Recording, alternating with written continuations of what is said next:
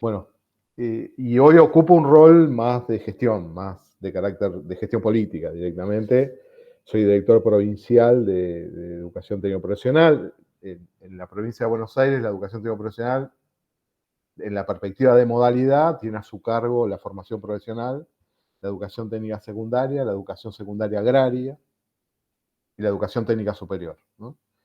La provincia de Buenos Aires, para dimensionar un poco, es el 43% de la ETP nacional, ¿no?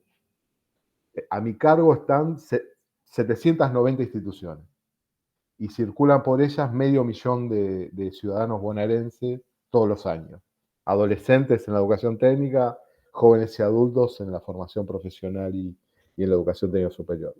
Todo ese conjunto de instituciones y cobertura expresa o representa sí, el 42-45% de la matrícula, de la cobertura y de la densidad institucional de carácter federal. Así que es una red muy densa, digamos, tanto de cobertura como de institución. Y acá, bueno, a ver, en términos más de discusión de política educativa, de política pública alrededor de la modalidad de ETP, a nuestro entender hay como 2 o 3 rasgos que son como centrales en esta etapa histórica para la educación técnico profesional. Ustedes saben muy bien que seguramente lo habrán leído ya. Hay un hito histórico para nosotros que es el 2005 cuando se conforma y se aprueba la Ley de Educación Técnico Profesional. En el 2005 es como una bisagra de la modalidad. Primero la modalidad se constituye como tal, digamos, aparece, se visibiliza a la educación técnico profesional como modalidad, organizada por ámbitos, estos ámbitos, técnica, secundaria, FP y educación superior técnica, en un mismo estatus, los 3 ámbitos, y esto es lo que le da un principio de integralidad a la modalidad. Por eso tiene un peso para nosotros más allá de la ley.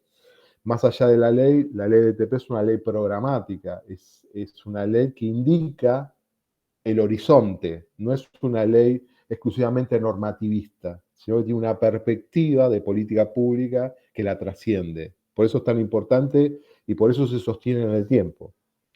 Otro rasgo que tiene ese marco regulatorio, aparte de constituir a la modalidad como tal, que es un rasgo más, si se quiere, del planeamiento de la política de ETP, tiene que ver con el sostenimiento de las condiciones materiales de la educación técnico profesional. La propia ley define un presupuesto específico, que es un porcentaje del ingreso corriente que tiene el Estado Nacional, el ingreso fiscal, un 0,2%, y eso constituye un fondo, que después se distribuye a nivel federal a cada jurisdicción educativa por una lógica coparticipable. Y eso, en realidad, con el tiempo, es lo que constituye la base material de la expansión y la consolidación de la ETP en la Argentina, desde ese momento histórico, ¿no? Más allá de algunos momentos donde se desfinanció, como este, por ejemplo. Más allá de eso, digamos, cuando uno ve la serie histórica, ve un proceso más acumulativo en términos de inversión pública sostenida. Y eso obviamente tiene repercusión en lo que es cuestiones de calidad, de pertinencia y de expansión de la propia red de educación tecnoprofesional. ¿Por qué es importante la modalidad de ETP? Y esto es lo que define la ley, es otro rasgo de la ley que nosotros también somos los que venimos de la educación tecnoprofesional, es algo muy identitario, algo muy que nos produce, digamos, desde el punto de vista, tiene un peso valorativo muy fuerte, que tiene que ver con esta idea que es la modalidad del sistema educativo más especializada o con mayor conocimiento y saber hacer acerca de cómo se forma para el trabajo, ¿no? Es una definición de carácter societal que esa modalidad tenga como objetivo estratégico la formación para el trabajo de la población. Y ahí, obviamente, no es que no tengamos problemas, tenemos muchos problemas también en la educación técnico profesional, eso no quiere decir, pero sí hay como un arreglo societal, y eso también define ese marco regulatorio, para especializar a una modalidad del sistema educativo en esta perspectiva. No es que las otras no la hagan, esta tiene un grado de especialización mayor. Tiene que ver con la perspectiva más diferenciada de lo educativo con respecto a la modalidad. Y ahí después de 18 años de la construcción de esa ley, de la aprobación de esa ley, digamos, cuáles serían, a nuestro entender, aquellas vacancias o aquella mejora continua que nosotros debemos desarrollar. Hablo de mejora continua y esto es algo importante, ¿no? Porque tiene que ver también de cómo entiende la ETP, cómo entendemos de la ETP, de la política pública de ETP, la calidad. La calidad educativa nosotros no la entendemos en lógica binaria, sabe no sabe, está bien o está mal. No, salimos de esa linealidad, salimos de esa perspectiva. Y en realidad nuestra perspectiva siempre es el proceso de mejora continua, digamos, entender los problemas y ir mejorándolo en forma secuencial y sucesiva. Y entendemos así el proceso de calidad. Por eso siempre vamos a hablar, siempre aparece el concepto de mejora continua en todos los documentos de TP de carácter federal, porque tiene que ver con esta perspectiva de cómo se entiende la calidad, ¿no? Hay como tres cuestiones que para nosotros son como eje estructurante de la política pública en este momento histórico de la educación técnico-profesional. La primera tiene que ver con la cobertura. La cobertura, esto quiere decir, digamos, cómo se expande la red de educación técnico-profesional en términos de la población. Y esto tiene que ver también con un análisis del mundo del trabajo de la Argentina y obviamente de mi provincia y del país, que tiene que ver con un rasgo estructural que tiene nuestro mercado de trabajo, nuestro mundo de trabajo, que tiene que ver con la polarización de las calificaciones profesionales. Ustedes saben que nuestro sector productivo es un sector heterogéneo, digamos, el sector socioproductivo en Argentina, en todos los sectores de actividad económica, tenemos una característica de heterogeneidad cada vez más pronunciada. Es decir, tenemos sectores muy avanzados desde el punto de vista de la dotación tecnológica y de los procesos productivos, ligados inclusive al mercado global, y otros sectores que están más rezagados con respecto a esa frontera tecnológica. Esas perspectivas, en términos de sectores de actividad, de rama de producción, definen desde el punto de vista estructural una condición cada vez más heterogénea y cada vez se pronuncia más, cada vez más pronunciada esa heterogeneidad. Y eso obviamente tiene un carácter reproductivo en el mundo del trabajo. Por eso nuestro mundo del trabajo también es segmentado. Cuando uno analiza el mundo del trabajo en Argentina, en la serie histórica, también observa niveles de segmentación, heterogeneidad, diversidad y profundamente desigual, ¿no? Profundamente desigual.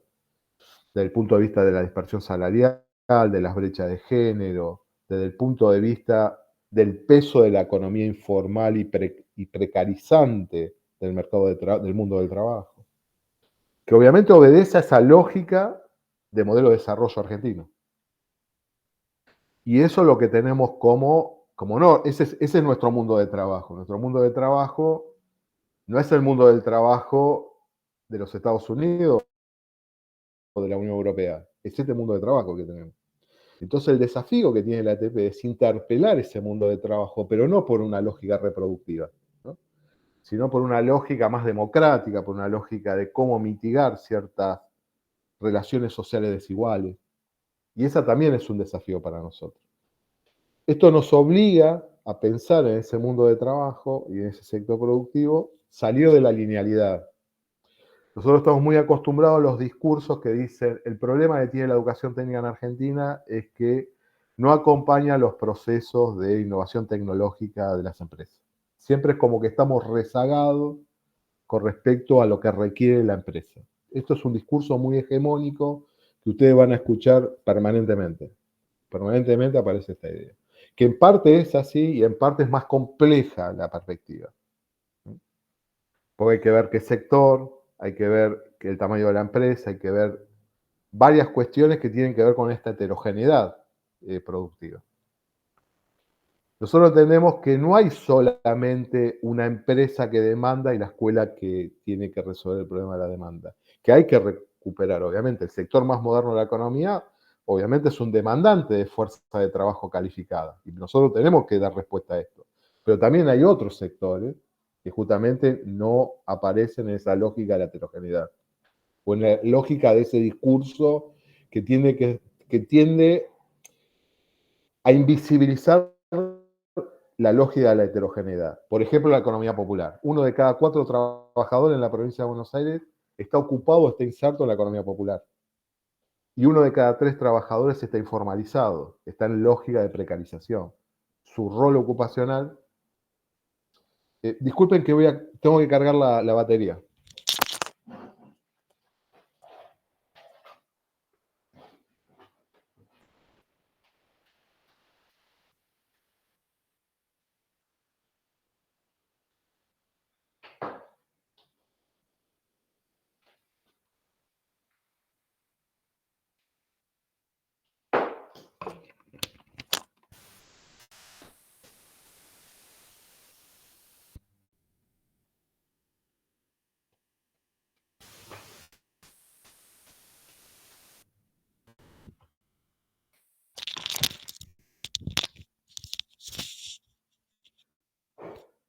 Hola, ahí ya estoy.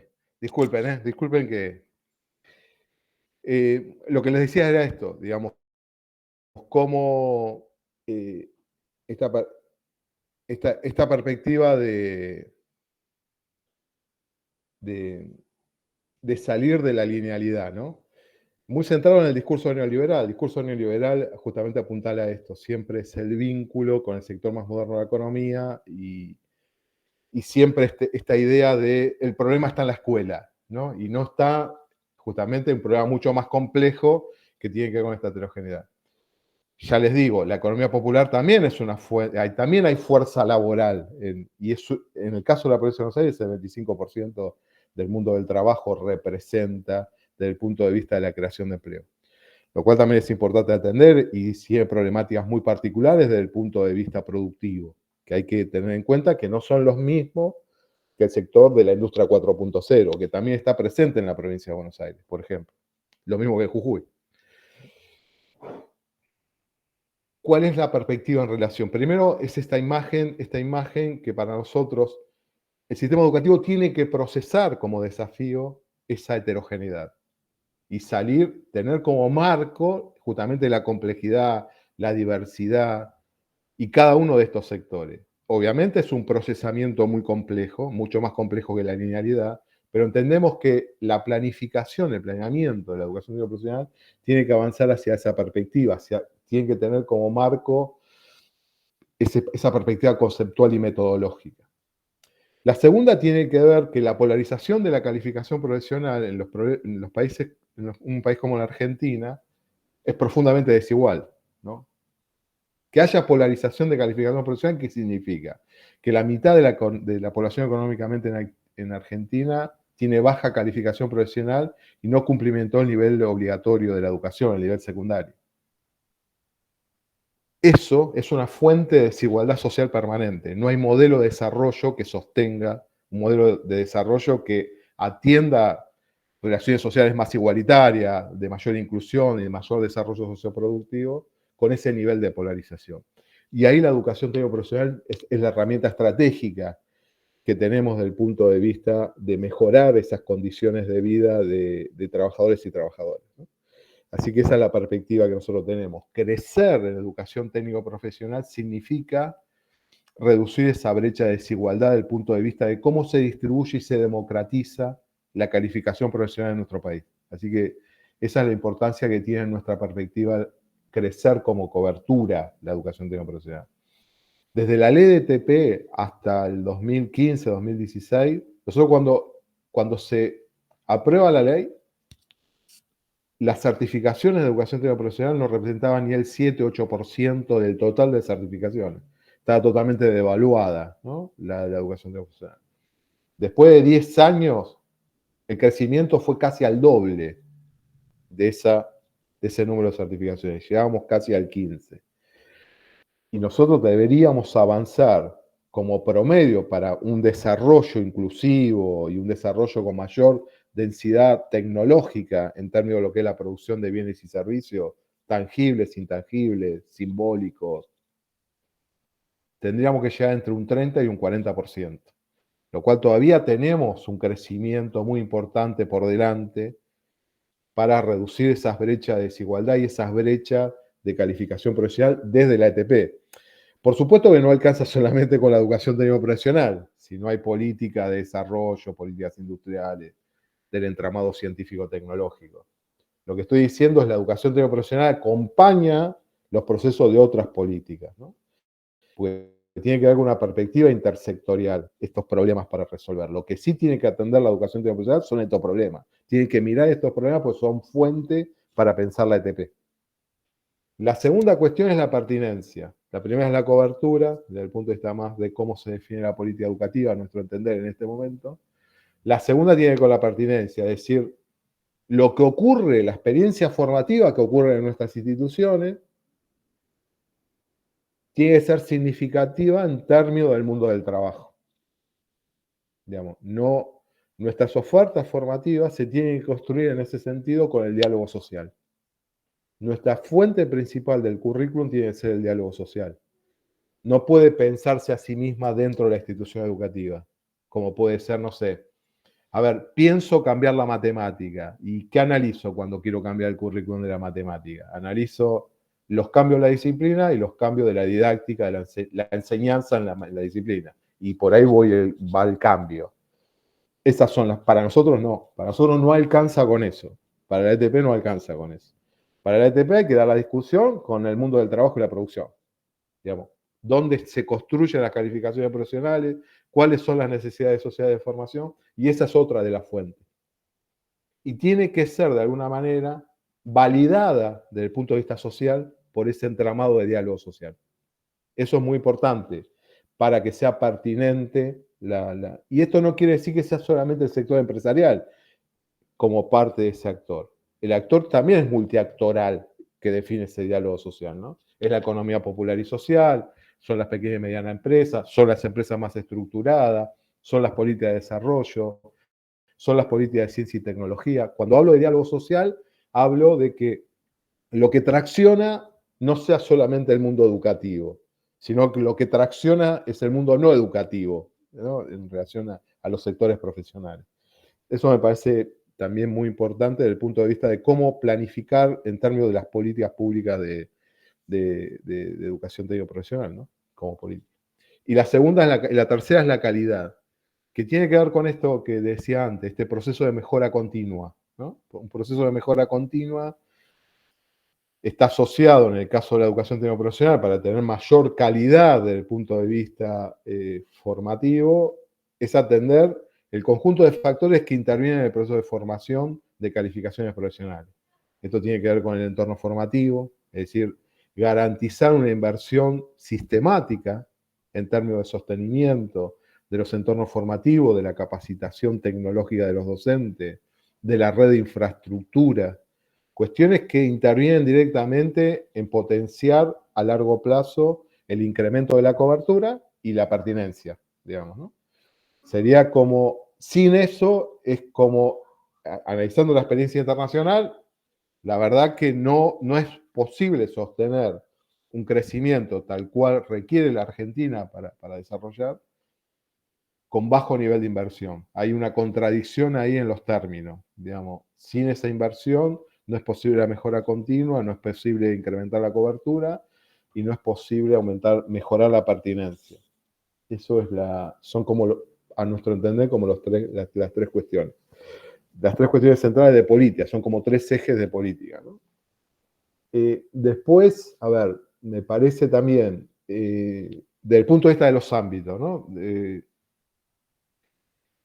Por supuesto, la educación técnico profesional se explica en términos históricos como la educación técnica secundaria como la hegemónica, digamos, tiene un nivel de dominancia en términos históricos, en términos cuantitativos y cualitativos. Es una red extensa en todo el país. Y se reconoce a la ETP como escuela técnica. Todavía existe este paradigma. El nuevo paradigma, digamos, de la ley de ETP para esta parte es entenderla como parte de esa modalidad. Por supuesto que los otros ámbitos están más debilitados, la formación profesional, la educación técnica superior, en términos cuantitativos, en términos de presencia. Pero hay que apuntalarlos, hay que entrar en un proceso de apuntalamiento, sobre todo atendiendo algunas cuestiones.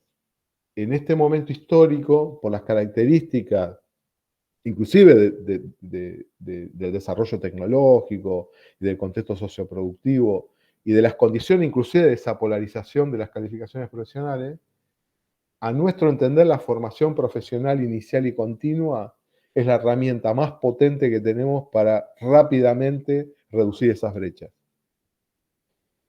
Tiene el mismo peso estratégico la formación profesional en este momento histórico que la que tuvo la educación técnica secundaria en la década del 60. La expansión de la educación técnica nuestra es de ahí, es de la década del 60 básicamente, en su modernización, en su estructuración como un sistema nacional. En este momento es la formación profesional, a nuestro entender, es la que está convocada a potenciar la capacidad de formación inicial y continua. Por supuesto que venimos de un proceso de entender a la formación profesional como el ámbito más precario dentro de la modalidad de TP, ¿no? El sector más informalizado, el sector donde llegaban los que no podían ser técnicos o los que abandonaban la educación obligatoria secundaria, donde las calificaciones profesionales que se construían ahí eran las más bajas. No hablo de esa formación profesional, sino justamente de revalorizarla y jerarquizarla, ¿no? Potenciando justamente el papel que tiene en términos de democratizar el saber del trabajo. Esa es su génesis, ¿no? Cuando uno analiza la biografía, el ADN digamos, de la formación profesional, tiene como inscripta esta perspectiva. Es una modalidad, es un ámbito de la educación profesional que tiene más experiencia y más saber hacer institucional y pedagógico para democratizar el saber del trabajo a aquellos que no lo tienen, ¿no? Tienen justamente lo que entendemos nosotros, que eso es lo que hay que aprovechar de ese ámbito, esa impronta institucional, histórica, pero contextualizada en el nuevo tiempo histórico, en este nuevo escenario productivo, tecnológico, cultural. Me parece que esa es la perspectiva. Y la formación continua es porque entendemos que nuestros sistemas cada vez tienen que ser más de formación continua. Es decir, nuestro sistema está organizado desde el punto de vista de construir la capacidad profesional, la calificación profesional, de una vez para siempre, ¿no? Obedeciendo a un paradigma tecnoproductivo diferente. La innovación tecnológica que nosotros tenemos, en términos de obsolescencia tecnológica y de desarrollo tecnológico innovativo, implica que nuestros sistemas tienen que avanzar también en esa perspectiva. Formación inicial, pero también equilibrando la lógica de la formación permanente en las calificaciones profesionales para su especialización o actualización. Y eso es un desafío enorme para la formación profesional y para la ETP de conjunto. Pero tenemos que ir avanzando hacia ahí justamente para avanzar en los procesos de innovación tecnológica y de cambio productivo. Eso es un desafío que tenemos y una vacancia enorme. Yo les cuento, por ejemplo, nosotros acabamos de hacer un estudio del perfil de estudiante de la FP en la provincia de Buenos Aires. Cuando uno siempre tiene prejuicio, ¿no? Y tiene que ver con nuestra perspectiva. Pero cuando comienza un proceso de investigación, un proceso de indagación alrededor de cómo es el perfil de estudiante, la hipótesis que teníamos nosotros, ¿cuál era? Bueno, en el conurbano seguramente están los sectores de más baja calificación profesional, los sectores más populares, más empobrecidos, más vulnerables, más precarizados, y población más mayores de 40 años, entre 30 y 40 años. Ahora, cuando nosotros fuimos a hacer la indagación, nos encontramos con otro escenario, ¿no? Con otro escenario. Por ejemplo, 1 de cada 4 estudiantes no había finalizado la educación secundaria. Y nosotros, por un lado, queremos jerarquizar la formación profesional, donde los niveles de calificación son cada vez más complejos, lo cual requiere cada vez más formación general de base para desarrollar capacidades tecnológicas más complejas. 1 de cada 4. 1 de cada 4 ingresaba a la formación profesional no para trabajar, su expectativa no era incorporarse a una relación asalariada, sino el trabajo autónomo, complementando otra ocupación que tenía o dedicarse exclusivamente a un trabajo autónomo. La perspectiva que teníamos nosotros de todo el mundo era asalariada, digamos, todo el mundo era relación asalariada a relación de dependencia, esa era nuestra perspectiva. Cuando uno empieza a observar esto, ve que, por un lado, 1 de cada 4 no tiene nivel secundario completo, y 1 de cada 4, otro 25% en el otro polo, son universitarios. O tienen universitario incompleto. Lo cual uno tiene que pensar ahí un nuevo desafío, ¿no? ¿Cómo hacemos para potenciar en ese 25% que no tiene la escolaridad secundaria completa? ¿Cómo ligar programas de finalización de estudios secundarios para potenciar la calificación profesional de ese segmento? Y a la vez, ¿cómo pensar ofertas formativas de formación profesional que tengan en cuenta la construcción de un estudiante, de un sujeto que pasó por instancias universitarias?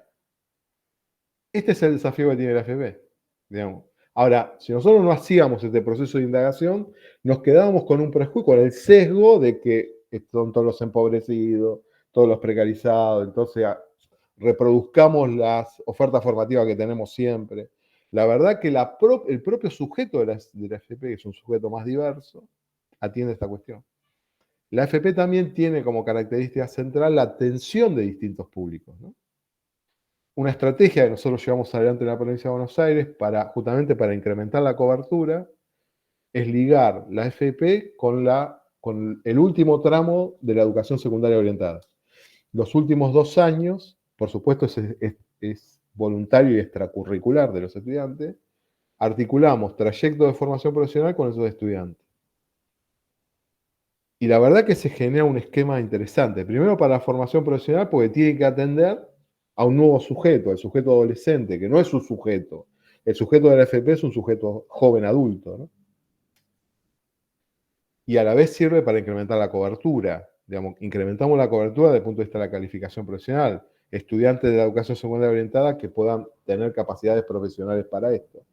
Y a la vez alimenta la educación técnica superior, digamos, recorridos, porque esa formación profesional en la provincia se reconoce en la educación técnica superior, lo cual inicia un proceso de calificación profesional por fuera de la educación técnica, en realidad. Es otro circuito, es otro recorrido.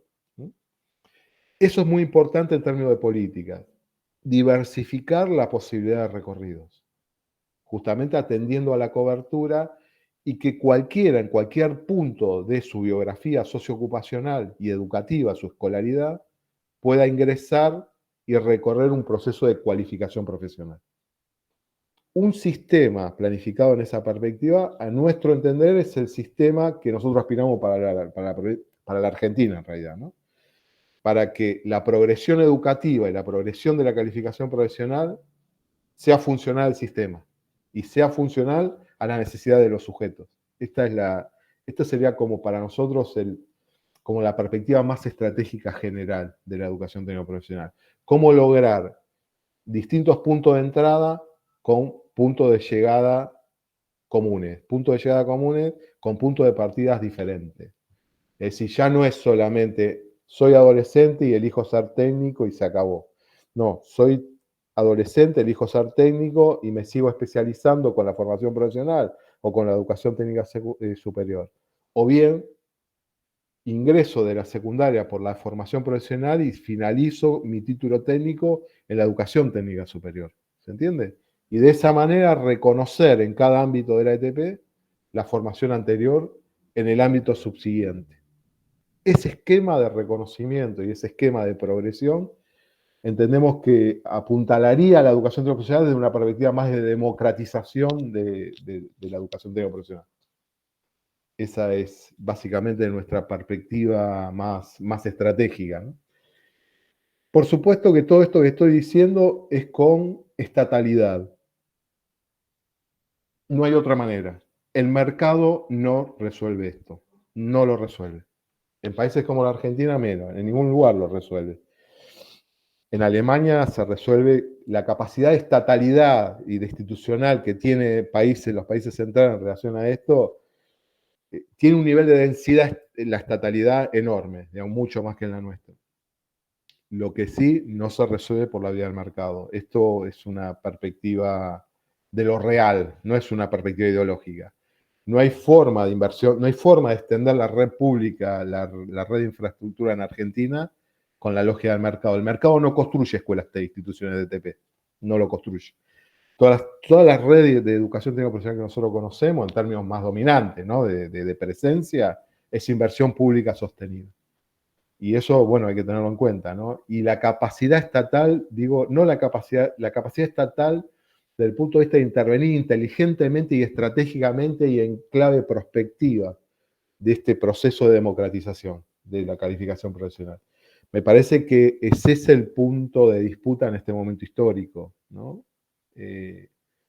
Entender la estatalidad como lo viejo, como lo anticuado, como lo que no funciona. Me parece que hay que desnaturalizar estas miradas y dar una discusión, una disputa de carácter político alrededor de esta mirada. Pero porque estamos en un momento, digamos, civilizatorio complejo desde esa perspectiva, ¿no?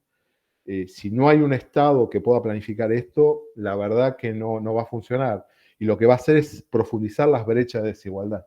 Esa es nuestra perspectiva más ético-política, ¿no? Del punto de vista educativo. Así que bueno, no sé si quieren hacer preguntas, Ramiro, digo, para romper la lógica del monólogo y establecer más un diálogo. No sé, Ramiro, ¿qué te parece?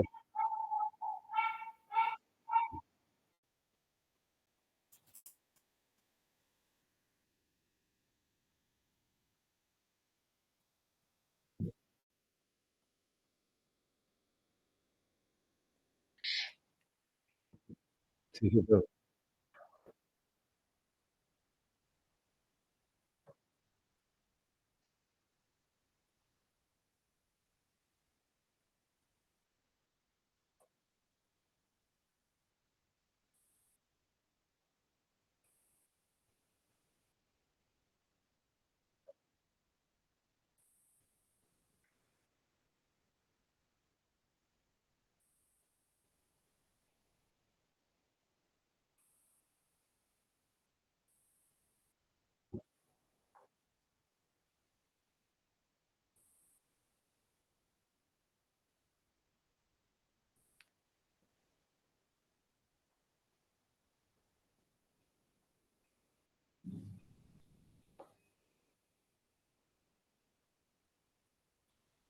sí, es una pregunta, me hagan preguntas. ¿No? Va, establezcamos un diálogo, digamos, ¿no? Hola, ¿cómo estás, Ricardo? Hola. Habla Nancy, la profesora adjunta de la Cátedra de Política. Te agradezco mucho tu participación. Para nosotros era una deuda pendiente del año pasado, así que te agradecemos que hayas aceptado esta convocatoria. Y bueno, Ramiro fue nuestro nexo, nuestro medio. Estamos también con un proyecto de licenciatura aquí, que ya está para aprobarse la semana que viene, si Dios quiere, así que es como que Excelente, bien. vamos de a poco caminando y transitando por este camino de mejorar la educación técnica y profesional.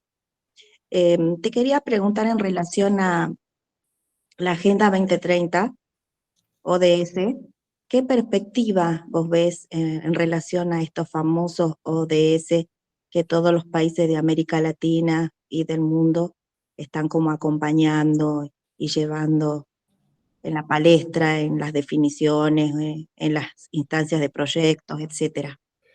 Sí. Digamos, ahí, para mí, digamos, yo te hablo de la perspectiva de la educación técnico-profesional, ¿no? Nosotros, sobre todo la cuestión ambiental y la sostenibilidad es es un eje que atraviesa toda la educación técnico-profesional. Todas las propuestas curriculares de innovación y de avance en esa línea contienen el tema de la sostenibilidad como un principio importante, ¿no? Por ejemplo, el maestro mayor de obra, cuando vos analizás el marco de referencia del maestro mayor de obra o el perfil elaborado en el 2007, 2008, el agua no aparece un recurso estratégico. Cuando se aborda el concepto, el agua, las instalaciones sanitarias, que es como un eje, es uno de los ejes de formación de un maestro mayor de obra, en términos del diseño del proyecto, no tiene la perspectiva de entender el agua como un recurso escaso y estratégico. No. Se toma como que el agua es infinita. Y voy a decir, lo que nosotros estamos haciendo es rever toda esta cuestión. Por ejemplo, en el caso del maestro mayor de obra, Nosotros estamos en un proceso de rediseño curricular donde justamente empezamos a poner como eje, desde el punto de vista del diseño y del proyecto, la sostenibilidad, desde el punto de vista del impacto ambiental de los materiales, de los sistemas constructivos, del uso más eficiente de los recursos no renovables, el uso de recursos renovables para los sistemas constructivos. Me parece que hay que avanzar hacia eso, digo, hay mucho para caminar, digamos, hay mucha expresión valorativa acerca de los objetivos 2030 y muy pocas concreciones, ¿no? Eso es lo que uno viene observando. Pero, digamos, nosotros, al menos en la ATP, en lo que nosotros tenemos competencia, estamos en cada uno, mirando cada uno de los perfiles, de los diseños, de las propuestas sobre la base de estas cuestiones. Por ejemplo, en la provincia de Buenos Aires nosotros avanzamos con todo el tema de renovables, ¿no? De generación renovable. Ya tenemos perfiles, tenemos una tecnicatura a nivel secundario y superior vinculada a gestión de energías renovables.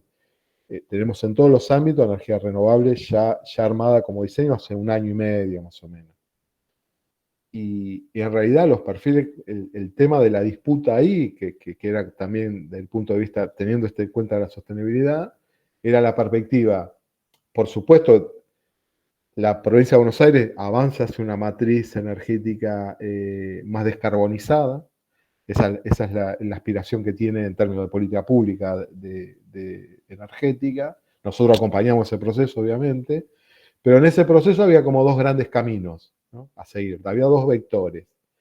O era avanzar en perfiles más ligados a las necesidades de los grandes parques, o avanzar en la lógica más de lo que se llama generación distribuida en el campo profesional, que es, vos desde tu casa tenés el panel, consumís energía y la que no consumís la vendés a la red, ¿no? A la red de energía.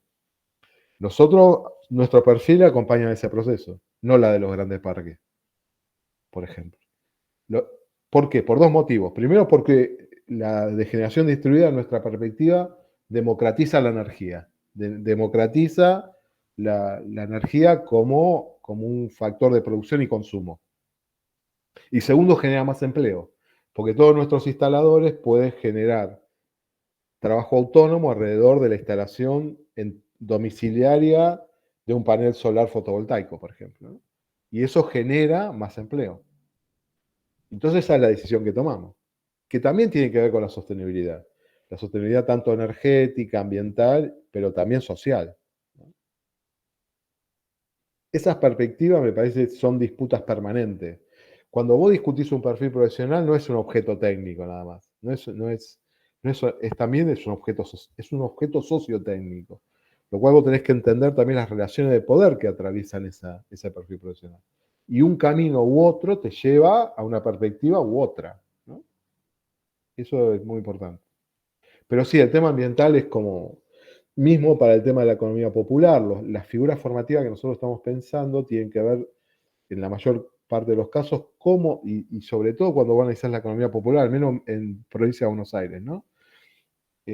Todo lo que son los clasificadores de residuos, todo lo que tenga que ver con esta cuestión, es el sector más vulnerable y más extenso, ¿no? Y sobre todo ahora con la crisis económica y social, uno observa que ya cada vez hay más trabajadores de la economía popular en esos tipos de ocupaciones. Nosotros estamos pensando figuras justamente para el reciclado y la reutilización de esos productos en productos con agregado de valor, ¿no? Y figuras formativas vinculadas a esto, que tienen también un impacto ambiental porque generas menos basura, o la basura en lógica de economía circular se reutiliza, y a la vez para mejorar las condiciones de trabajo y de ingreso de la unidad familiar. Eso es todo un desafío que nosotros también tenemos, de cómo la justicia social y la justicia ambiental se coordinan en una acción formativa. Eso es importante. Para nosotros también es un desafío, ¿eh?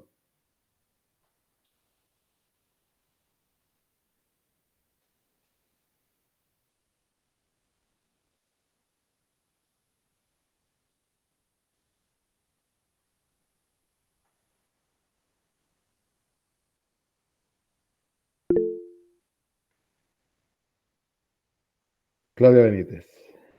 Gracias. Buenas noches. Hola, Claudia. ¿Qué tal? Mucho gusto. Yo quería saber cuáles son, si hay, ¿no? Seguramente que sí, las estrategias que se están incorporando frente a, a este desfinanciamiento que hay para las ETP. ¿Qué pregunta? No, mirá, yo atiendo por día, a ver, el 80% digamos, de los problemas que tengo que resolver desde el punto de vista de la gestión tiene que ver con la restricción presupuestaria en este momento, ¿no? Y es un tema, ¿no? Digamos, porque obviamente con restricción presupuestaria todo se complejiza, ¿no? Y vos tenés, a ver, en la provincia de Buenos Aires, Jujuy, lo mismo, digamos, cuando vos tenés crisis económica, social, la escuela es el punto de entrada a la estatalidad. Las demandas se concentran ahí, todas las demandas te vienen ahí, ¿no? Por ejemplo, es muy común en las escuelas técnicas en este momento en la provincia de Buenos Aires una vuelta a las discusiones de la década del 90, digamos, no tenemos insumo y vamos a la carpintería del barrio a pedir un pedazo de madera. Cuestiones que degradan, y digamos, cosas que nosotros ya consideramos que eran superadas. Nosotros estamos dando una discusión a nivel del INE justamente para que se restituya, ¿viste? El fondo. En este momento todavía no tuvimos transferencia, recién ahora empieza a aparecer un atisbo de recuperar parte del fondo de mejora continua para este año. Por supuesto a los valores 2023, ¿no? Que esto implica menor inversión. Lo que nosotros sí estamos haciendo, por ejemplo, es utilizando otra herramienta que tiene que ver con el crédito fiscal, ¿no? Que eso es un vínculo que establecemos. El crédito fiscal es, digamos, una empresa del sector productivo o un grupo de empresas debitan de su masa salarial en lugar de pagar el impuesto, genera un certificado y de eso financia un proyecto de equipamiento o de capacitación de los trabajadores. Nosotros estamos utilizando cada vez más ese proceso también como otra fuente de ingreso. Y después, bueno, son las restricciones que tenemos. Digamos, en la provincia de Buenos Aires, por ejemplo, tuvo que parar mucho de la red de infraestructura porque justamente los programas nacionales se desfinanciaron. Y muchas de las obras de infraestructura que teníamos en la educación técnica profesional tuvieron que ser paralizadas. Vos pensás que nuestra matrícula en técnica creció en 10 años 35%, ¿no? 35%. Y en el conurbano bonaerense necesitaríamos construir al menos 15 escuelas, para 15 escuelas de 800 alumnos, ¿no? Para compensar el crecimiento de matrícula. El conurbano, la provincia de Buenos Aires, tiene mucha población, muchas condiciones de pobreza. Y en este momento no podemos desarrollarlas porque no tenemos presupuesto. Lo cual eso implica peores condiciones en las escuelas existentes. Porque la demanda no es que baja, se incrementa. Digamos, cada vez las familias y los chicos eligen la escuela técnica, digamos, cada vez más creciente la demanda que tenemos. Y no podemos absorberla porque justamente no tenemos presupuesto para ampliar la red de infraestructura. No es que no estaba planificada, está planificada, pero no tenemos los recursos para implementarlo. Y este es el tema, ¿no? Digamos, el problema que tenemos también, porque hay sector productivo que es progresivo y entiende la importancia de la educación. Por ejemplo, los parques industriales. Nosotros, en la provincia de Buenos Aires hay como 130 parques industriales. Es una provincia muy industrial. Y cuando vos hablas con cierto sector productivo, no tendrían problema en condiciones normales de generar financiamiento por responsabilidad social empresaria, por distintas cuestiones, ¿no? De donaciones, de transferencia. El problema que el entramado industrial tiene un destino muy parecido a nosotros, también tiene problemas desde el punto de vista económico, empieza a despedir, empieza a achicarse, empieza a reducir los volúmenes de producción, y eso genera un circuito muy complejo desde el punto de vista del vínculo con la educación técnica profesional. Es lo que nos está pasando, es eso. Es un tema. Por ejemplo, qué sé yo, hay algunas alternativas que empezamos a observar. consejos escolares para hacer el mantenimiento de algunas escuelas, de las escuelas técnicas, proveen de material a las escuelas y las prácticas formativas las desarrollan los propios estudiantes. Ese tipo de prácticas, ese tipo de mecanismos, de estrategias, están difundidas en la provincia de Buenos Aires. Pero la verdad que mitigan en parte un problema más estructural que tiene que ser el financiamiento público, el financiamiento sostenido, público y regular, ¿viste? Pero sí, se buscan alternativas, ya te digo, en este tipo de cuestiones. Nosotros desarrollamos un proyecto con los consejos escolares para justamente vincular esto, sobre todo en la especialidad de electromecánica, maestro mayor de obra. Pero bueno, eso no mitiga la falta de inversión, el de financiamiento. El de financiamiento es un problema grave para la educación, para el sistema educativo en general, para la educación técnica profesional, por las características que tiene, por la singularidad que tiene. Muchas gracias por tu respuesta.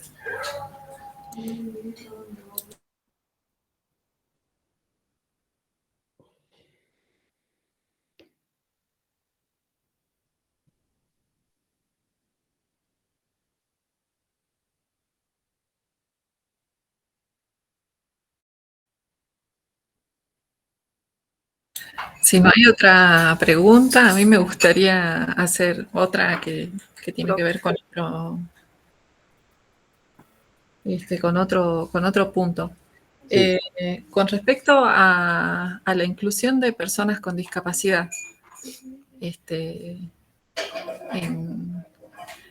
lo que tiene que ver con la formación técnico-profesional, ¿cuáles, bueno, qué estrategias también Sí. se implementan? Sí, mira, nosotros tenemos, a ver, en la provincia hay un especial, tiene una. Nosotros estamos trabajando ahora y los centros de educación especial tienen centro de formación laboral, ¿no? También, y tiene un diseño curricular actualizado. Y lo que nosotros hacemos es, parte de la formación laboral que tienen es reconocida por la formación profesional. Por supuesto que llega a un determinado nivel, ¿no? La formación laboral de educación especial. Pero la reconocemos como certificado de formación profesional y es como que lo homologamos, ¿no? Lo reconocemos. También con posibilidad en continuidad de algunos trayectos, obviamente depende de la discapacidad. Pero sí hay un reconocimiento mutuo, ¿no? En términos de la formación profesional. La formación profesional es el ámbito donde tiene más cobertura sujeto de la discapacidad. El último dato que tenemos de hace 3 años, casi el 7%, un poco más, de la matrícula de formación profesional declaraba tener alguna discapacidad, ¿no? Y muchas tienen que ver con estas articulaciones que tienen con el sistema de educación especial.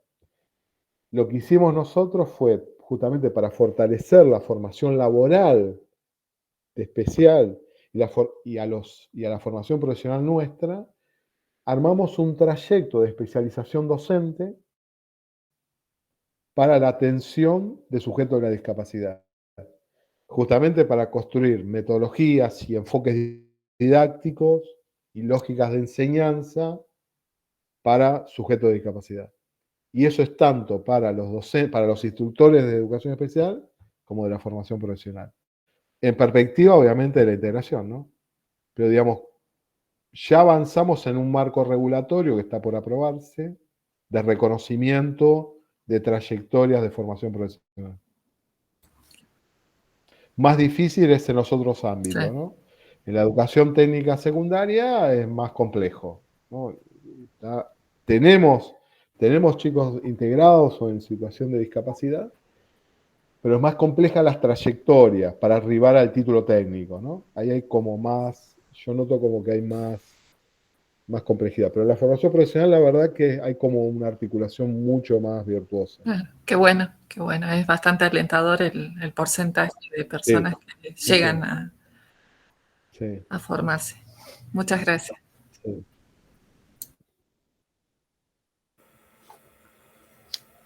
Profesor, buenas noches. Soy Celestina. Quisiera hacerle una pregunta. Usted hablaba que hay 3 puntos o 3 partes fundamentales en la GTP, y una sería el tema de la pertinencia, que tiene que ser muy significativa. Y ahí usted mencionaba con respecto al diálogo social. En ese diálogo social, ¿qué importancia tiene la voz de las comunidades o la voz de los pueblos en cuanto a no solo a la formación del estudiante, ¿no?, sino a la producción que muchas veces sale de las escuelas técnicas? Y si tiene algún caso que nos pueda comentar. Sí, en la provincia de Buenos Aires, digamos,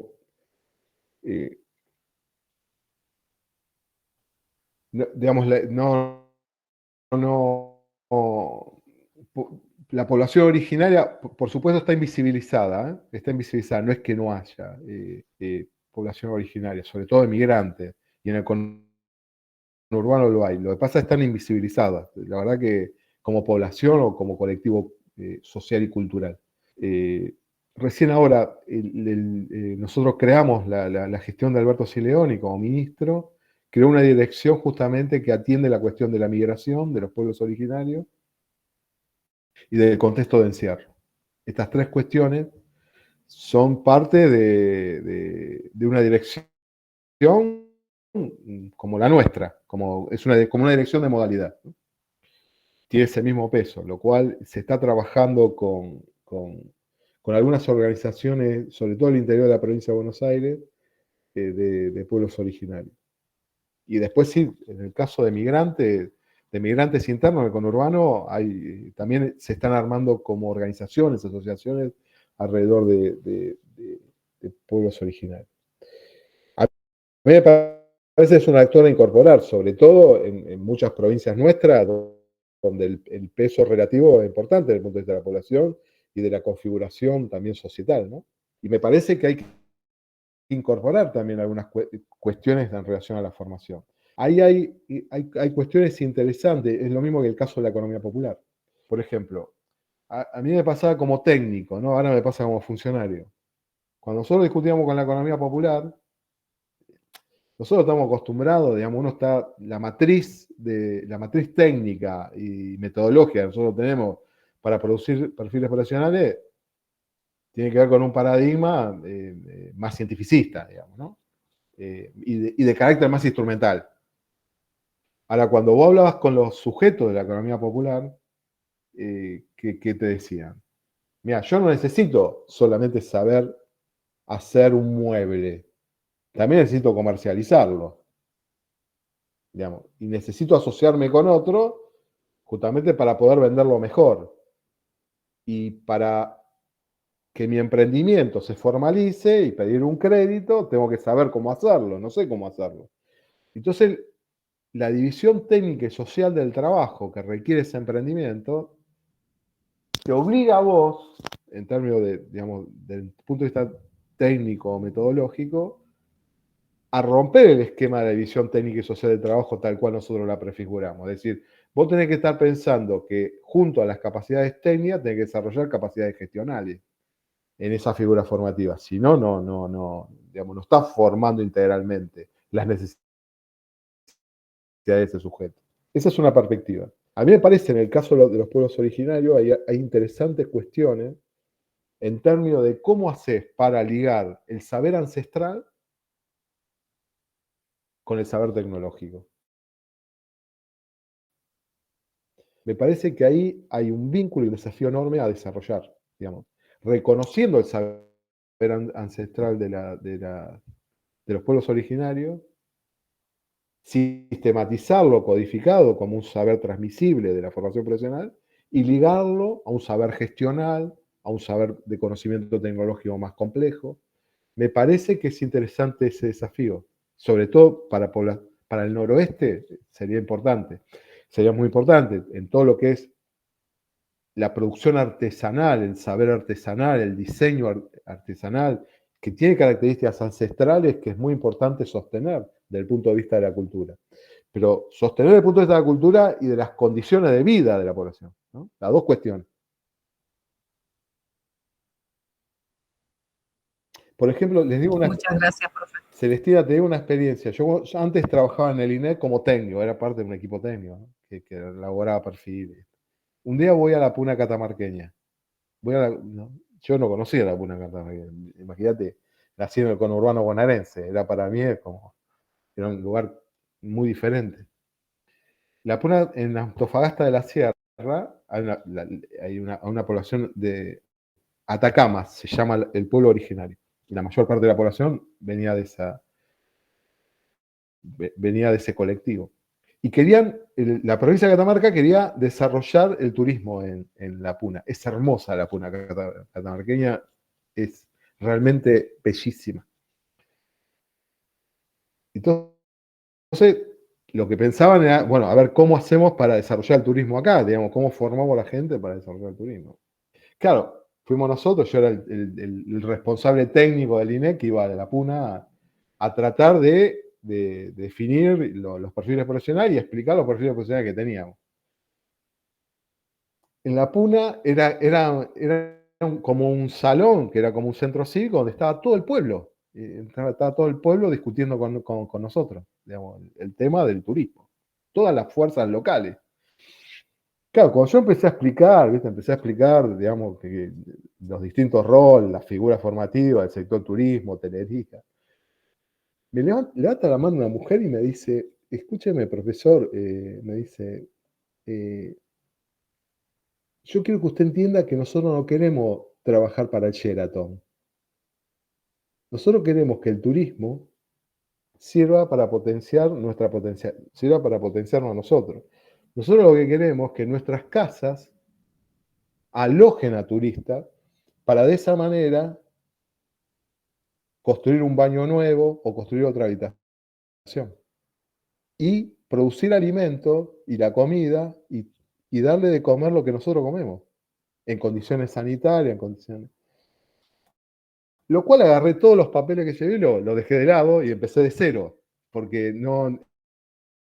Era como dialogar con otro sujeto. Es decir, nuestros perfiles, cuando nosotros convocamos, y nosotros convocamos al Sheraton, a ver, convocábamos a los hoteleros, y eran los hoteleros de Cava, de Ciudad de Buenos Aires, no tenía nada que ver con esta lógica de turismo, que es un turismo más comunitario. Después lo entendí, obviamente después empezás a interactuar y ahí vas viendo cuáles son las necesidades, ¿no? Pero la verdad que es otro esquema, Y vos te das cuenta que si vos volvés con el mismo esquema, la verdad que no estás produciendo desarrollo y promoción social en el territorio.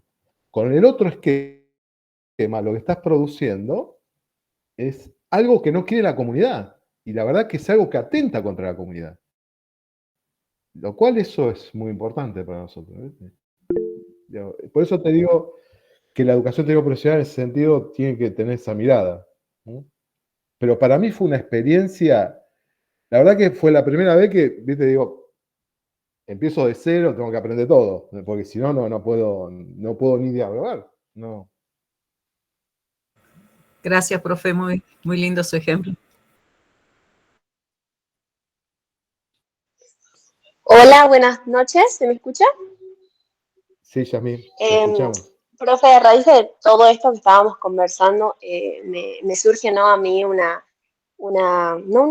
solo una duda, sino una posibilidad de una inmersión también de las ciencias sociales dentro de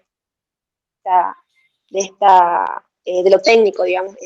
Yo soy egresada de una escuela técnica, soy técnica Bien. superior en administración de empresas, y Ujú. veo esa necesidad como, no solo lo veo de este lado ahora como estudiante y gracias a esta clase, digamos, veo esa necesidad, no solo entendiendo que las ciencias sociales dan pie para las ciencias económicas también, y para todo este instrumento, ¿no?, que usted está diciendo de colocar un precio, elaborar tu propia pyme, tu crecimiento emergente e industrial, no solo depositado en algún espacio, ¿no? Porque, por ejemplo, yo me recuerdo en mi experiencia, nosotros trabajamos para empresas y claramente me fui formada para pensar en mi negocio, para pensar en mi pequeña pyme, digamos, no tuve esos instrumentos. Entonces pienso en esta necesidad de las ciencias sociales dentro del ámbito técnico, digamos, que debería hacer una implementación dentro de las materias y las currículas.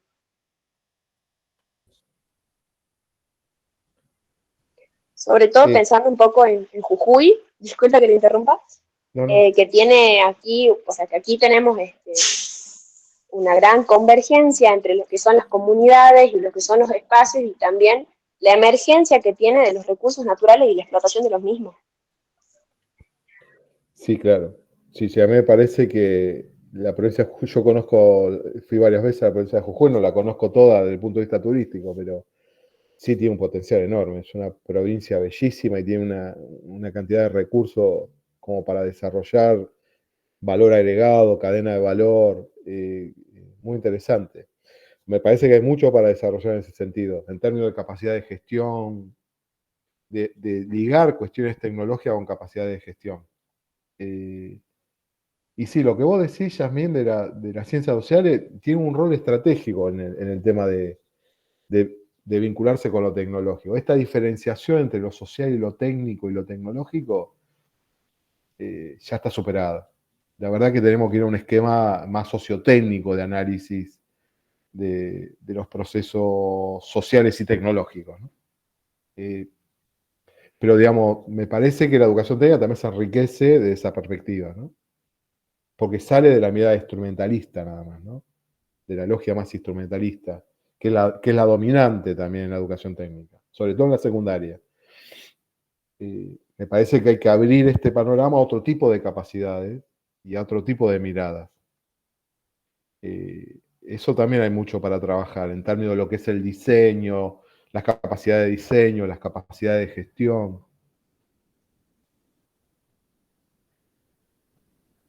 Sí, la provincia de Jujuy, la verdad que es, en relación a los recursos naturales que tiene y el agregado de valor que puede generar, también la producción cultural que tiene es realmente impresionante como provincia. Tiene un intangible ahí muy interesante. Claro, ustedes viven ahí, capaz que para ustedes es natural, pero cuando yo voy a la provincia lo noto, se nota mucho.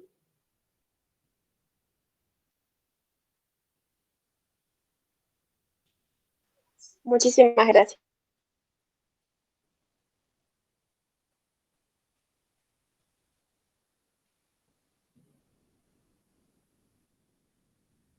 Ramiro,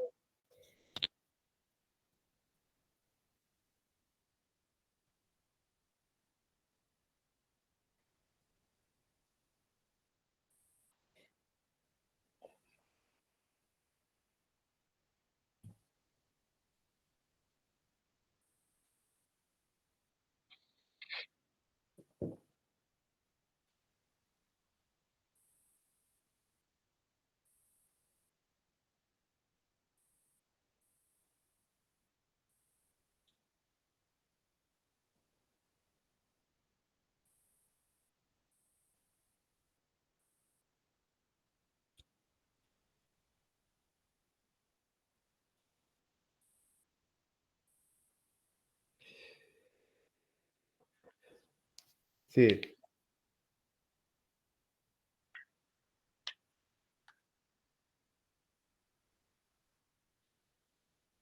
claro. No, digamos, hay ciertas formaciones que sí, digamos, que tienen que tener un marco de referencia de carácter nacional. Suponete un electricista industrial, un electricista de inmueble, un gasista, digamos, ahí no hay discusiones, independientemente si estás en La Puna, en la ciudad de Buenos Aires. Ahora, hay ciertas formaciones, hay que tener la suficiente flexibilidad, el marco nuestro, para atender cuestiones más situadas, que ocurren solamente en La Puna, digamos. Si vos ves el corredor Puna, tiene características sociales, culturales, geográficas y económicas particulares. Y entonces vos tenés que pensar eso, adecuarlo a esa estructura, a esa lógica. Hay necesidades, por ejemplo, el caso de turismo, ya te digo, mira, aquí no es el guía de turismo, es el vaquiano, es el tipo que conoce todos los recorridos posibles de una manera mucho mejor que un guía turista. Digamos. Bueno, entonces tenés que formar el vaquiano. Y que, bueno, mira, capaz que le tenés que dar un nivel de idioma para que pueda comunicarse con un gringo en el tema del recorrido. Y cómo sistematizar ese conocimiento que tiene. Pero no es la formación de un guía de turismo, es otra cosa.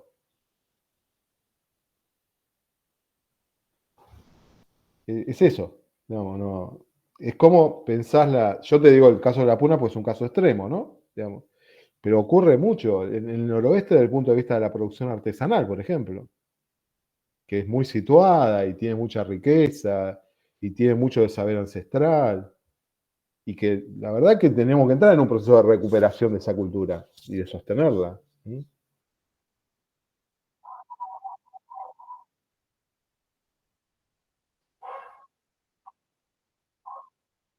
Bueno, claro.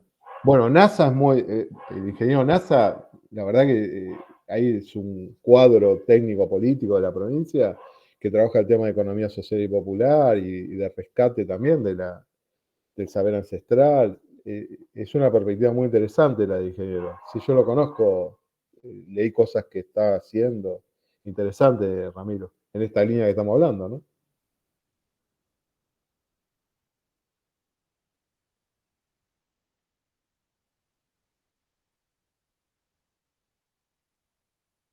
Ah,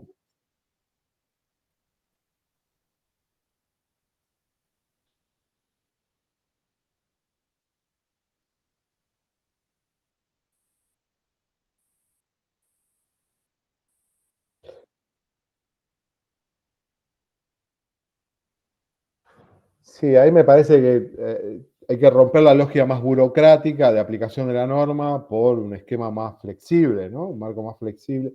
Por supuesto, es seguir la misma metodología, porque no es que no seguir la misma metodología para la construcción de un perfil. Construir la misma, pero con otro diálogo, digamos, teniendo en cuenta la necesidad del otro, digamos. No es que inventás, no es que no armas perfil, armás el perfil, pero está situado en una necesidad concreta y que no sale de las lógicas sociotécnicas de otro entramado productivo. Es eso.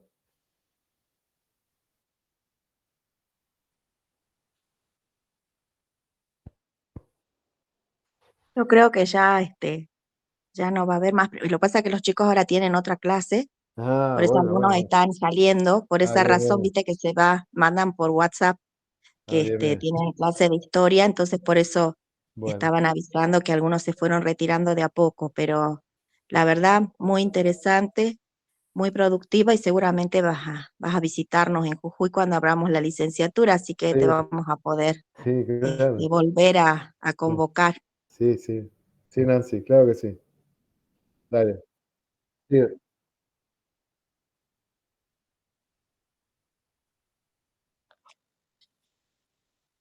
no hay problema, Ramiro. Por ¿Qué problema? supuesto, por supuesto. No hay problema, no hay problema.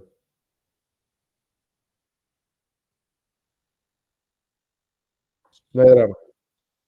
Dale, no hay problema, no hay problema.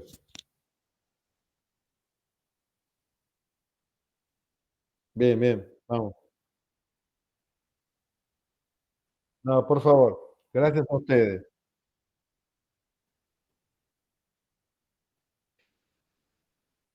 Bueno,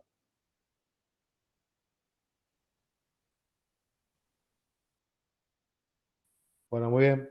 Bueno, muchísimas Muchas gracias, ¿eh? gracias, Ricardo, Muchas muchas gracias, gracias. profe. Que tengan Hasta buena luego. Muchísimas programación. gracias, profe. Una experiencia Gracias, muy linda, muy enriquecedora por sobre todo. Muchas gracias, gracias. gracias. Gracias. Chao, chao.